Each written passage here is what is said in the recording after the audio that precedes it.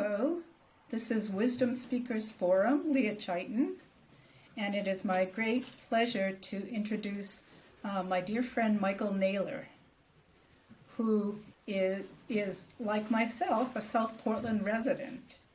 So we are both friends, neighbors, and he's an amazing teacher. I think you're going to really enjoy what he has to share. I want to share first his contact information for anybody that would like it. It's enneagrammaine.com. That's ENNEAGRAMMAINE.com. And it's an amazing website just to peruse the wealth of information that's on the website.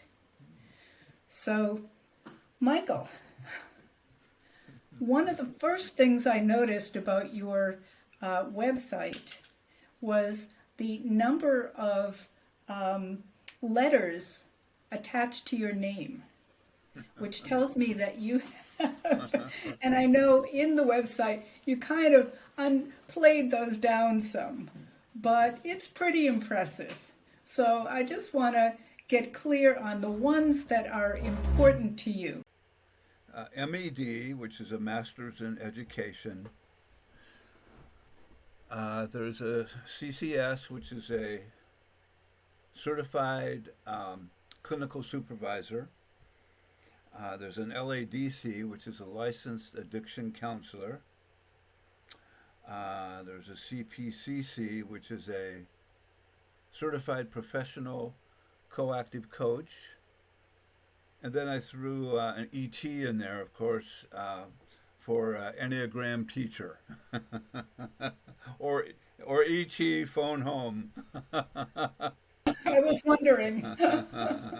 Yeah, so I think that's all my letters. That's wonderful. And just to put out a little bit before we go into the content, what the forms of what you do. So what I get from reading your website is that you're an Enneagram teacher. You do many workshops, I notice, on the Enneagram. You coach, both Enneagram coaching and other kinds of coaching. You lead men's groups, and you lead spiritual transformational groups. Have I left anything off? You've hit it all. Yes, and so I combine, the Enneagram with all different kinds of mediums, whether it's 12-step recovery for men and women, or whether it's coaching. People come to me who are in addiction recovery and want to discover how to work with the Enneagram to make their life more peaceful and flowing and less suffering. And lots of workshops.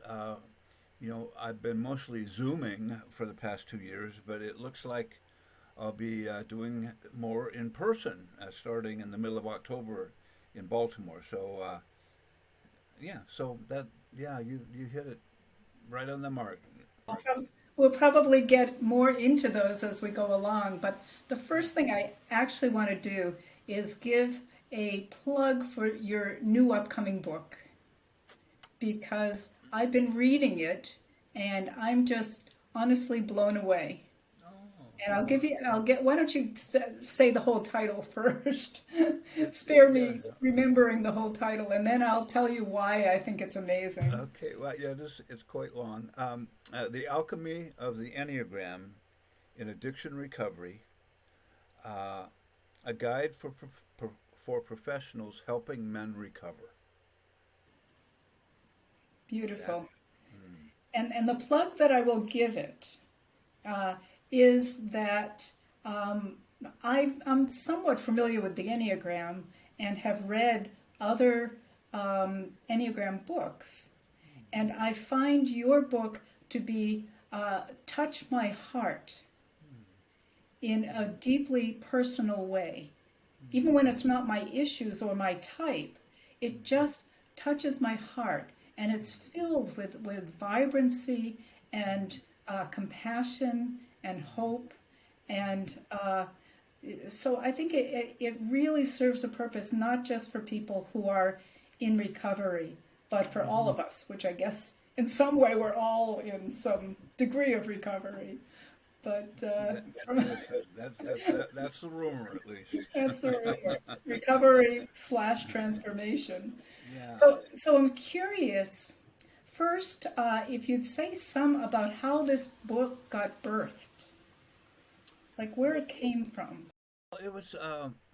It's taken me several lifetimes to finally birth it, but about 10 years ago, or 12 years ago, I was going through the training at the Enneagram Institute with Don Riso and Russ Hudson, and I just got the idea to start writing about the types in addiction, and just started, recalling stories of interactions with people, and so I sort of put out the first 9 types, back in 2010, 2012, and then through the course of about 10 or so years, just started deepening the writing and the experiences, and because I got a little wiser and calmer, the writing got clearer and more distinct. So, yeah, just I was just from hanging around Don and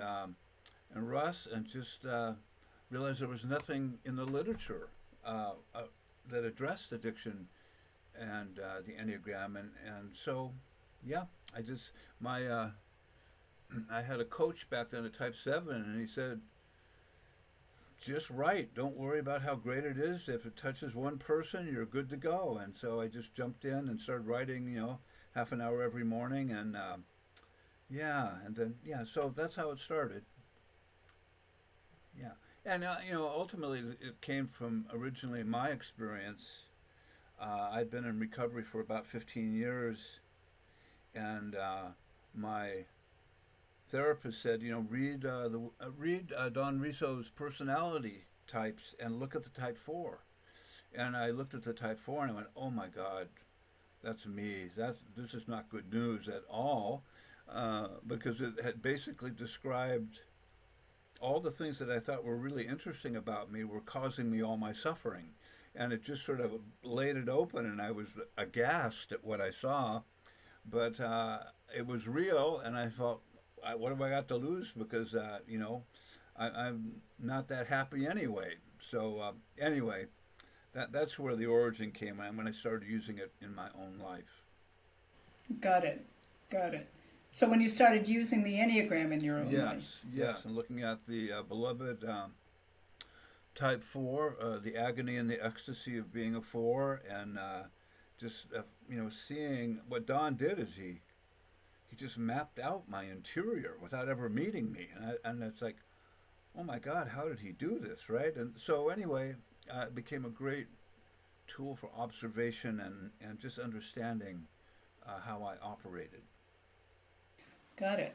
And had there been um, uh, other influences in your life before the Enneagram that Yes, maybe yes. you could speak a little of your own history before we. It's definitely a checkered past, but uh, with highs and lows. And I really first discovered something called primal therapy uh, back when it was just becoming popular in the world. There was this guy, Arthur Janov, and did a lot of breath work and inspiring people to feel the depth of their feeling. And I was just drawn to it when I was about 23 and went to San Francisco and went through it all and was involved in it for several years.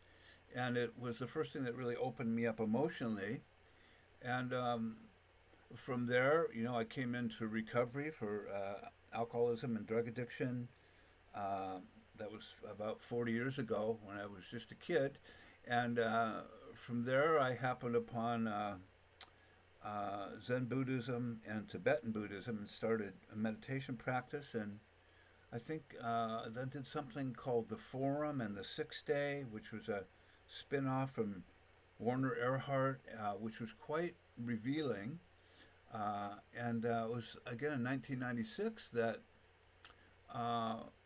my therapist said, read this book about the Enneagram. And then in 2006, when I went to my first part one with Russ and just felt this instant resonance with him that he was my guy. That's who I was going to be working with. And so from 1996 to 2006, I got involved in the Gurdjieff work, and I've been involved in that for a long time, and then also did a lot of work, essence work with Russ Hudson and Jessica Dibb down in Baltimore, and so this is all of it sort of centers around the same thing, around learning to relax your personality patterns enough so that something truer essence comes forward, and how to navigate that.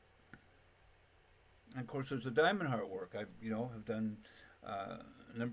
So I did everything I could get my hands on because there was an emergency in my soul. I wanted to be free.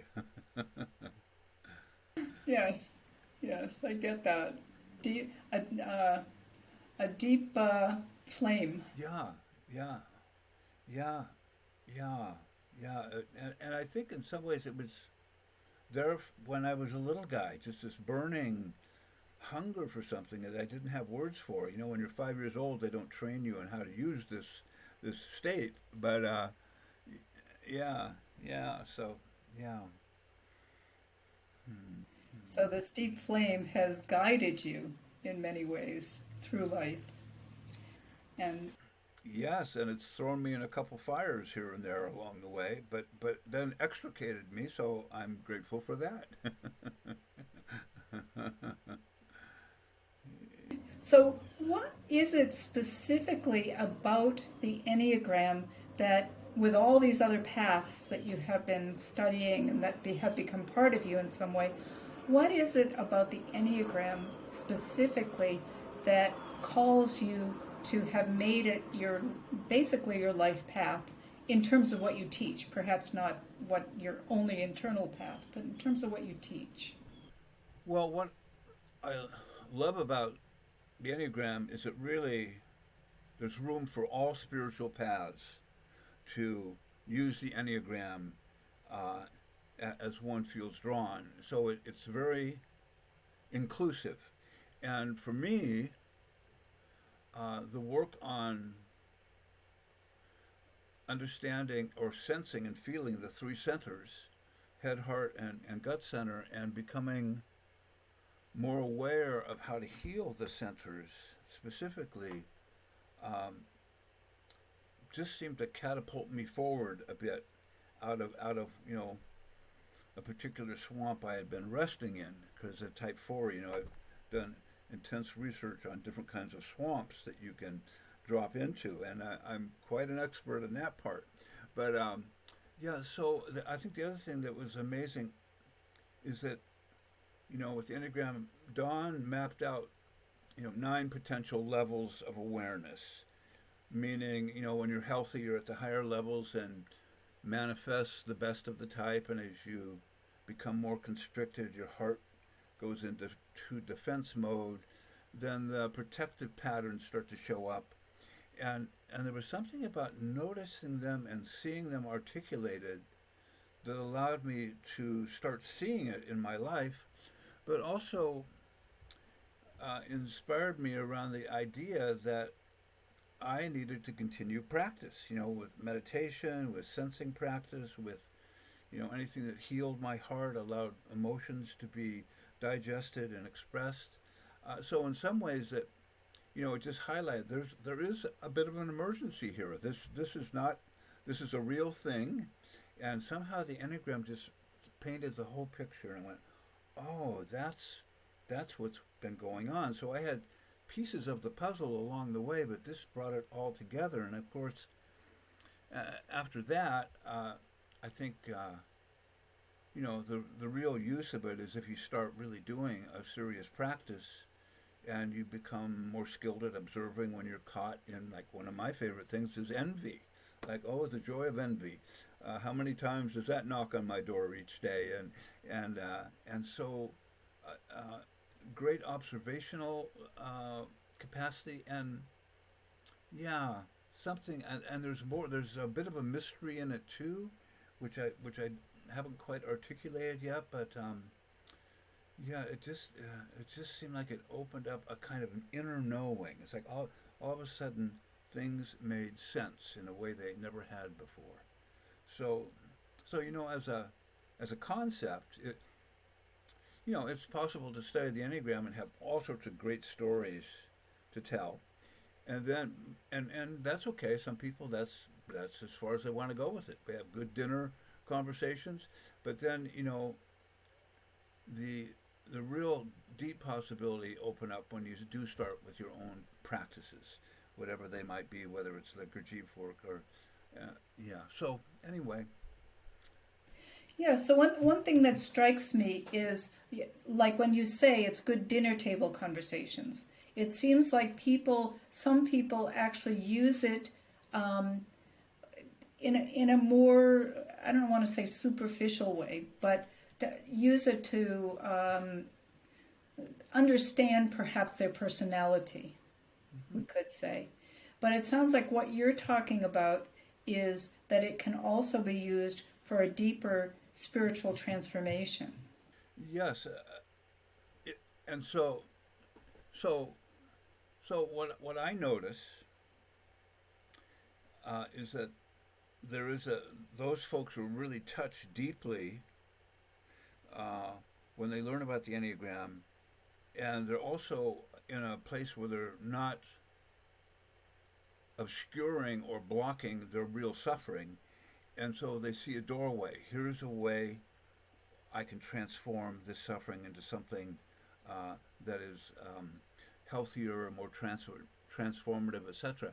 And it seems to me like if you're not feeling that kind of longing or that fire, there's nothing to drive you forward. It's like if the story was good enough, it's a great story. I know about the four and I carry on, but most of the people I know that have gone beyond that have been feeling a sense of there's something missing that is really valuable. That even though I have a lot of great external things that make me happy, it doesn't touch this inner longing. And so they're the ones that, after they learn about the Enneagram, they either go into the Diamond Heart work or the Gurdjieff work or something akin to that. And that's kind of the next step. I see. Yeah. So it opens one up to, I guess, what we could call that flame, to that inner longing, or it can open It one up. can. It can. It all depends on people's levels of awareness, I think. And you, yeah, it's the same way with, let's say, in the addiction world. There's a lot of people who are addicted who never really feel the urge to change. It seems like it's just part of their habituated way of being. And the ones that finally decide to change are the ones that hit bottom really hard, and they have an experience that says you got to change or you're going to die. And in some ways, not to be overly dramatic, as but in some ways, when people start to see their inner life under the lens of the Enneagram, there's this sense of this is do or die. This is so important. I've got to step into this.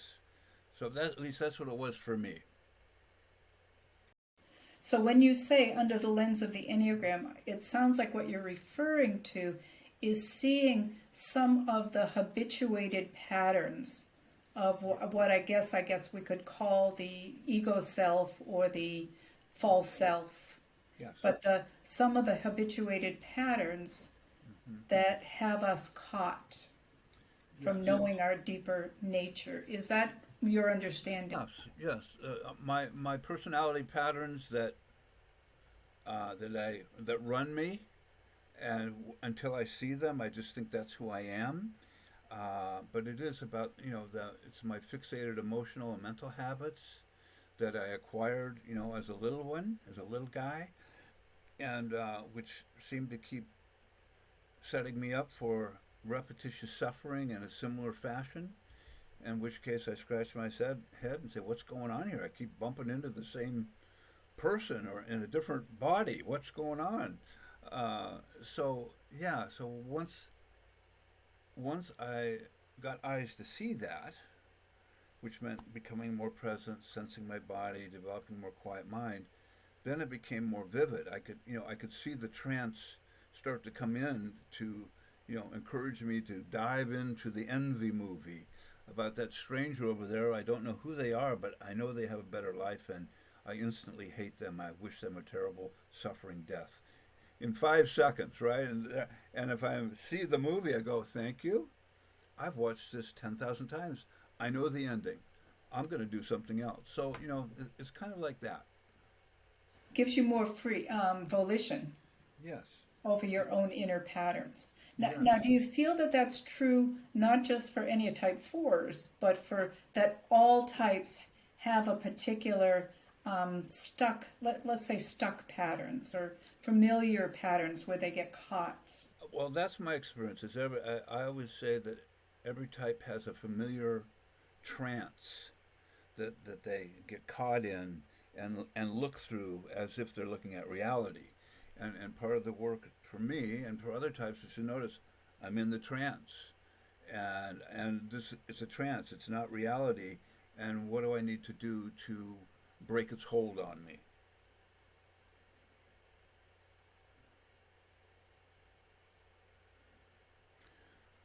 Yeah. So let's see. Let's just say uh, the type 8, for instance. The trance for the type 8 is I begin to sense that I'm not really wanted, that I'm not safe, that if I'm vulnerable, I'm going to get really hurt. And so, what I need to do is power up and get stronger and more forceful. Now, these are all sentences around a sense of a feeling, mental state that comes in, and I see the world really as, on a certain level, as an enemy or as someone ready to strike, so I better be preemptive about it.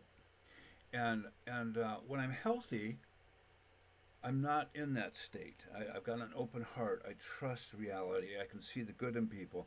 But when my fear, my doubt, or my hurt gets triggered, I can drop into this sort of trance of the 8, which is it's not safe here. I got to protect myself, and I can't rely on anybody, and I got to rely on myself. And it's just what sort of takes me over. And at that point, I become louder, more assertive, more aggressive, and don't realize I'm doing it. And it sets me up for repetitious disappointments with people. So that's one flavor of the type 8, for instance, which is part of that pattern is I shut my heart down in protection. All the types have sensitive hearts, not just the 4. But for the type 8, when I disconnect from my heart, it's almost like I numb it, and it becomes almost like a steel door that you can't hurt. Give me your best shot, and I've got a better one I'm going to give you back, right? So that's the 8. Could talk about the type 2, which for the type 2, we say the 2, 5, and 8 are what are called rejection types. There's a sense from the get-go that they're already rejected, so they develop a way of operating in the world to compensate for that. So for the type 2, the sense that I'm not loved turns into me doing my best to take care of the needs of everyone else so I don't get thrown out on the street again, so I don't feel that initial suffering. And the trance is I don't need love and you do. And as a matter of fact, I can foresee your suffering and I will help you, whether you want it or not. I'm going to help you, right? And so the trance becomes I'm not wanted, and it turns quickly to I'm the one who can help everyone else. And there's a sense of disconnect from the fact that I also have needs also. So that when that trance comes over, for the 2, it's this feeling like at any moment I could be abandoned. I have to be careful. And one way I can be careful is to anticipate everyone's needs. and to take care of them, and and to keep that coming. So that's one of the examples of it too. Yes, yes, a beautiful description. Thank you. Mm-hmm. And it sounds like also from what you're saying that when those issues resolve, when there's enough seeing through the trance, that the qualities of the types, the gifts of the types, of each type, can come more fully to the surface and begin to function more free of the trance. Yes, yeah, that's been my experience. Is that so? So part of understanding is part of that trance has something to do with how I learned to protect myself as a little one from being hurt. So I've got to do the healing around that before the trance starts to relax. But as it relaxes, my innate capacities, my gifts, my love of people, my wish to serve people, to give of my best generously to people, just arises. So you could say it's the essence qualities of the type that they just, it's like once the armor of personality loosens, then it's like the light comes through. And so in my experience, it's a kind of 4 steps forward, 3 steps back journey. So people experience freedom, they feel good about it, they pray that they'll never have to go back to that other place again, and then the next day they're back in that other place feeling constricted. But as they continue their work, they open again, and then they close again, and they open again, and they close again. But the opening tends to be longer, and they don't tend to fall back as far. And so it's a kind of gradual forward and backward, kind of like the tide that slowly but surely allows for more of that, your precious heart to come forward, that part of you that innately, it's just like if you watch little kids, like my wife in her Montessori school, the kids love everyone. Whoever walks in the door, it's like, oh, I love Billy, come here, and give him a big hug. It's that sort of natural love of the human beings around them, and that's what gets opened up, which is so fulfilling when that happens.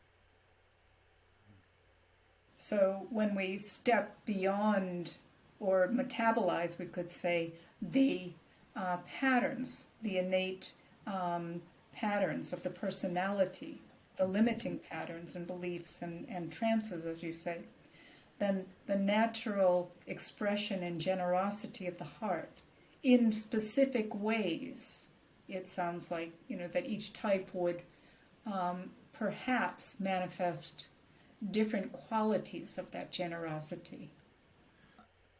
Yes, I think that's it's the potential.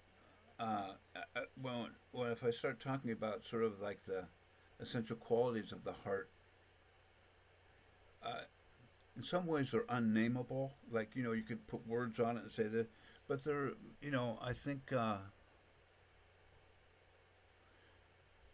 the type 3, for instance, which when they're healthy they have this kind of radiant heart that wants to cheer everyone on, and it's like we all shine on here, and here's the gift, and you can join me here on the stage, and let's radiate and shine together.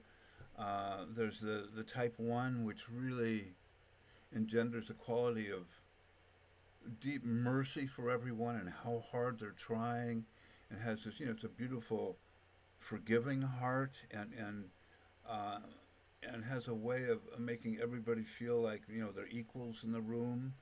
I mean, these are just sort of the idiosyncratic, and I think the healthier one gets, the more they start being able to embody the different essence qualities of the other types, where it just comes forward. But anyway, if you get to that point where the heart's coming through, you don't really care what the words are. It's just like a great joy to be here. So, yeah.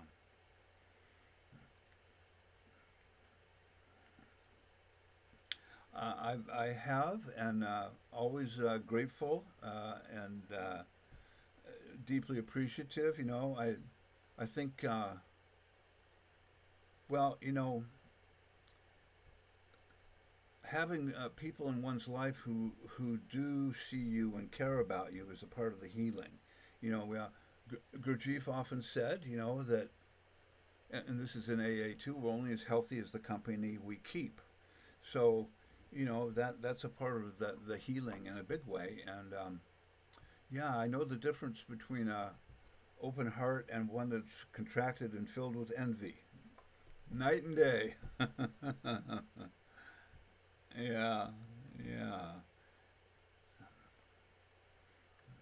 I wonder if you'd like to talk some about what happens in the workshops, in all the different forms and formats that you teach in. Maybe you could talk a little bit about what happens. What would people encounter, let's say? I don't, as people have said to me that I do a lot of different sort of titled Enneagram workshops: the instincts, relationship, wisdom of the Enneagram, journey of health up and down the levels, inner critic, blah blah blah. But all of them in one, based on the workshop, really create the ground for people to feel the struggle of each type, the suffering that drives their less than joyful behavior. So a capacity of compassion starts to open up because they start to have a felt sense of what is it like to be a type 2 that is pretty sure they're not loved and not wanted, or what's it like to be a type 3 who's pretty sure that if you really know them, you'll just think there's nobody there. And so there's this way that as we go through the types and people have the experience of, you know, sitting in the energy of that type and talking with the type, that compassion opens up. I call it unconditional friendliness starts to show up for each person, and understanding just how challenged everybody is, and how actually you can begin to relax whatever the heavy veil is that you were given as a little one, and start to experience that sense of unconditional friendliness and kindness for yourself and for others. So that's sort of the general overlay, that the hearts really get opened up, but I think specifically there's also a deeper appreciation that every type is doing the best they can with what they were given, and how to begin to navigate that and invite people forward to, relax their defenses. So, and that's done in the light of relationships, or in the light of instinctual patterns, or, but anyway, that's kind of the more global thing that comes through. Yes. And then I assume there's specific, that you do some teachings, that you do some exercises, that you do some. Yeah. Yeah. So I'll do an instruction, and then we'll do an exercise that gives people the experience of that instruction, and so it's always broken up between, teaching time and people having either being in pairs or threesomes, and really working with the concepts in such a way that they start to have a felt experience of that type. Yeah, and there's also lots of dancing, but don't tell anybody about that.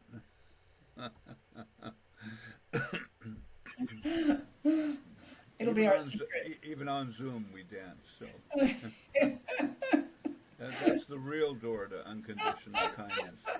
The open secret. Here we go. That's right. Yeah. So that would be true for your workshops, for the groups that you lead, and how about the coaching? Well, with the coaching, we're generally first identifying what are the patterns in my type that just slip in and take me out. and and so part of my work is to help people spot it when it's happening, so they go, oh, it's just like my Gurdjieff teacher will say to me occasionally, Michael, I hear the violins of envy playing. Can you hear them right now? I go, thank you for sharing. I hear you. I'm in a state of envy. So I don't use that line so much, but it's really on one-on-one work is helping people to sense and notice when they're starting to close down, when that pattern is sneaking into their conversation, and how to begin to notice it in their daily life so that they have more options to begin to free themselves up from it. So, just working with the fundamental patterns of the type, which appear to be immortal, but they're not. Every one's type patterns, we don't get rid of them in 5 easy lessons, but with gentle, kind, doable steps, they start to weaken. Mm-hmm. Well, that sounds tremendously hopeful It is for it is individuals and perhaps the planet. absolutely. There's great hope. I always experience that when I get to work with people. There's great hope. Yeah. So, is there anything else you would like to share that we haven't covered here? Just take a minute. We Okay. and see. Just drop in. Hmm. You know what I always find so amazing is, and what I'm always very grateful for in working with people with teaching, is as they are able to sense and articulate how their types patterns have caused them suffering, it always elicits great joy in the aftermath. So it's like they're talking about how much it hurts, and they're just being clean and simple and true to whatever they're feeling. And then it's like from underneath it comes joy. And there's this kind of lightness that always appears. It's like, wow, this is amazing. So it's just I get to witness that over and over again. That sense of it when I really allow myself to feel my suffering as it is. That it's the doorway to joy. That it opens up, and so that's one thing that pops out. And um, yeah, and I think the other thing is just I get to meet so many amazing people that are on a spiritual path that are deeply genuine. That just gives me so much hope for the planet. And one thing I recently have been doing is these Zoom workshops for people in Asia, Singapore, Brazil, and their startup groups. Right, you got these 23-year-old Irish setter, fast as can be kids, right? And when we do the Enneagram, they pick it up quickly. They sense the suffering of it. It's like they don't have as much junk in their headspace to get in, and they just like right there in the moment. And I'm going, oh my God, there is great hope here. These youngsters pick this stuff up really quick, and so that's just a hopeful note that I've experienced. It's truly a hopeful note, and I'm happy to hear that your wisdom and uh, your your depth and your compassion are international, Well, as well as here in Portland. well, thank you. Yes, well, I've been through many dark nights of the soul, so just giving back what I've been given, that's for sure. Yeah. So, I think the other thing I just encourage people is around this idea. You know, when I first learned about my patterns, I thought I should be able to get through this in about 2 weeks. Like, there's the map. Don gave me the map. this is great. I'm going to be just up in the higher levels, and then I was disappointed because sometimes it was very slow slogging, and I would just say, as encouragement, is that the slow periods, if you bear with them, they'll always open up to a gift, and sometimes the slowest periods bring the most powerful gifts. So don't get discouraged at the slowness of it. And also, I think there's this idea that when we're working on, healing the heart, it feels like it's kind of like the spiral that goes down and down and down into the soul. And so here I am working on one level of my suffering with my mom and dad, and I think, oh, I'm finished with that. And then it goes down to another level. I go, oh my God, there's mom and dad again, but this is even more painful. And then I go down another level, and it's just this idea, that we're always burrowing deeper, and so you know, we get the gifts of that, the freedom, the joy, and then it gives us the energy to go down and go into a deeper part of that wounded self. So anyway, not to be discouraged by the what feels like being thrown back to the finish line. So Spoken by a person who has lived that and transformed. and I'm very grateful for whatever bit of that is true. And sometimes it does not feel that way. That's right. That's right.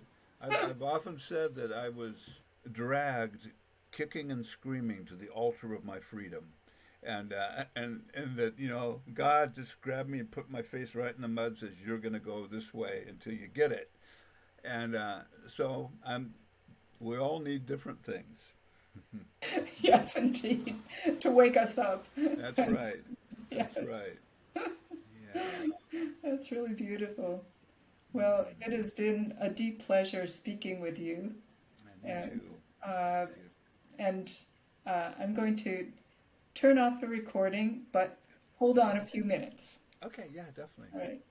Take Okay. good care, Yeah. and Much thank love. you, Yeah. Thank Michael you. Naylor. Michael Naylor, Enneagram Institute. Let's see. Enneagram Maine. Enneagram Maine. Yes. I was. So just to add, I was trained by Don and Russ to be on the faculty while they were still an operating entity, and that's where my roots are in many ways. So yes, and now And it's beautiful to also be individuating into your own. whatever it is. Yes. Absolutely, that's a gift too. It really is. Yeah. So All right. great. Take care and Yes. see you soon. Bye bye.